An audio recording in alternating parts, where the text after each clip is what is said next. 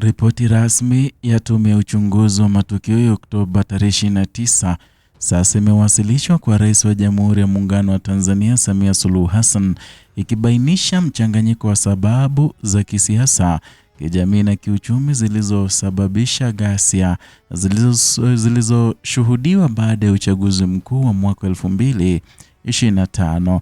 Kwa wengi wa Tanzania, hii imezua shauku na moto wa kimawazo, wakisema kwamba ni ripoti iliyosukwa kwa minajili ya kumfurahisha Samia Suluhu na kwenda ama kuzungumza yale ambayo Samia alikuwa anayatarajia yawe katika ripoti hiyo. Akizungumza Aprili 23 mwaka huu jijini Dar es Salaam, mwenyekiti wa tume hiyo Jaji mstaafu Mohamed Chande amesema kuwa ushahidi uliotolewa na wananchi umeipa tume hiyo taswira pana ya matukio yaliyotokea kabla, wakati na baada ya uchaguzi. Kwa mujibu wa Jaji Chande, ushiriki mkubwa wa wananchi kutoka maeneo mbalimbali nchini umeiwezesha tume kupata taarifa za kina kuhusu kilichotokea, na ni hali ambayo iliyosaidia kufikia hitimisho lenye uzito mkubwa vyanzo vya migogoro hiyo. Ameeleza kuwa matukio yaliyojitokeza hayaakisi kikamilifu maadili ya misingi ya Watanzania ambao kwa muda mrefu wamelelewa katika misingi ya umoja, amani na mshikamano wa kitaifa. Na kwa hivyo tume imebaini kuwa nyuma ya ghasia hizo kulikuwa na mkusanyiko wa malalamiko ya muda mrefu kutoka kwa wananchi, pamoja na changamoto mbalimbali za kisiasa na kijamii ambazo hazikupatiwa ufumbuzi kwa wakati.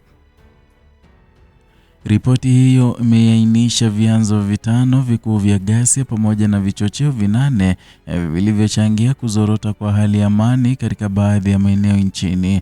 Miongoni mwa sababu zilizotajwa ni malalamiko kuhusu mchakato wa katiba mpya, ambapo wananchi wengi walionyesha kutoridhishwa na kucheleweshwa kwa utekelezaji wake, pamoja na kile walichokitaja kuwa ni ukosefu wa uwazi katika maamuzi muhimu ya kitaifa. Aidha, ripoti imebainisha kuwa madai ya utekaji na kupotea kwa watu ilichangia kwa kiasi kikubwa kuibua hofu na hasira miongoni mwa wananchi. Kwa upande mmoja, uchaguzi tumeeleza kuwa kulikuwa na hisia za kutoaminika kwa baadhi ya wananchi kuhusu uhuru wa tume ya uchaguzi, pamoja na utata katika matumizi ya teknolojia ya kuhesabu kura. Na changamoto katika mfumo wa utoaji haki pia zimetajwa kuwa miongoni mwa mambo yaliyochochea hali ya kutoridhika, huku baadhi ya wananchi wakieleza kuwa hawakuona uwajibikaji wa kutosha katika taasisi husika. Na katika eneo la kijamii na kiuchumi, ripoti imeonyesha kuwa nguvu ya maisha ama kuwa ugumu wa maisha, ukosefu wa ajira na kupanda kwa gharama za maisha viliongeza shinikizo kwa wananchi, hali iliyosababisha baadhi yao kushiriki katika maandamano yaliyogeuka kuwa ghasia. Makundi ya vijana yameelezwa kuwa miongoni mwa yaliyoathirika zaidi na hali hiyo, ambapo baadhi yao walijikuta wakijihusisha na vitendo vya vurugu kutokana na kukosa fursa za kiuchumi. Jaji Chande pia amesisitiza kuwa rushwa, ubadhirifu wa mali za umma na ukosefu wa uwajibikaji kwa baadhi ya viongozi vilichangia kuongeza hasira za wananchi. Ameonya kuwa bila kushughulikia mizizi ya matatizo hayo, kuna hatari ya kujitokeza kwa migogoro mingine siku zijazo. Na katika hatua nyingine, tume imezungumzia kwa kina suala la picha na video zilizosambaa mitandaoni wakati wa uchaguzi huo, ambazo zilichochea hofu kubwa miongoni mwa wananchi. Na kwa mujibu wa ripoti, uchunguzi wa kijasusi wa kidijitali umebaini kuwa kulikuwa na mchanganyiko wa maudhui ya ukweli na yale yaliyotengenezwa au kubadilishwa kwa makusudi. Baadhi ya picha zilizoonekana kuonyesha matukio ya kutisha zilithibitika kuwa si za ukweli na zililenga kupotosha umma kuhusu hali halisi ya usalama nchini. Mfano uliotolewa ni picha iliyosambazwa kwa kasi ikionyesha miili ya watu ndani ya mifuko ya bluu, ambayo uchunguzi umebaini haikuwa ni tukio halisi nchini. Na tumeeleza kuwa matumizi ya teknolojia ya kisasa kama vile deepfakes yalitumika kama silaha ya kisaikolojia, yakichochea hofu, chuki na taharuki miongoni mwa wananchi. Hali hiyo ilichangia kuongeza mvutano katika jamii na kuathiri hali ya amani katika baadhi ya maeneo. Na kutokana na hali hiyo, tume imependekeza kuimarishwa kwa mifumo ya kudhibiti upotoshaji wa taarifa, hususan katika mitandao ya kijamii, hasa wakati wa vipindi nyeti kama uchaguzi.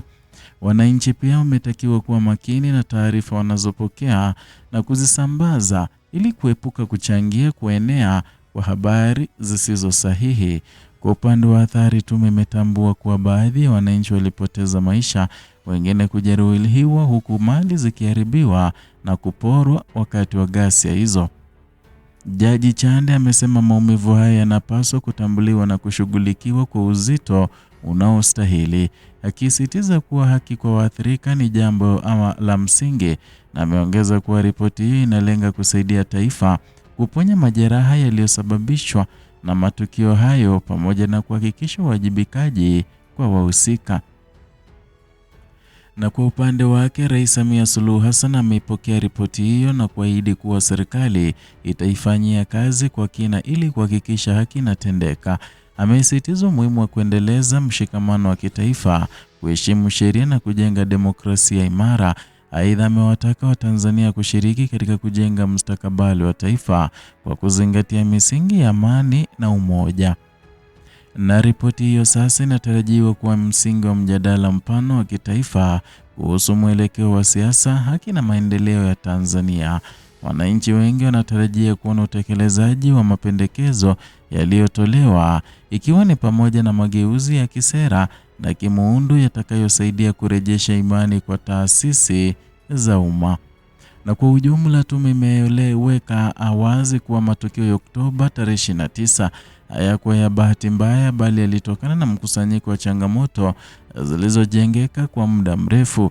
Ujumbe mkuu uliotolewa ni kwamba hatua madhubuti zinahitajika ili kushughulikia sababu hizo na kuzuia kujirudia kwa hali kama hiyo siku zijazo. Ripoti ya tume sasa iko mikononi mwa serikali, na hatua zitakazochukuliwa ndizo zitakazoamua mwelekeo wa taifa. Na swali linalobaki ni je, mapendekezo haya yatatekelezwa?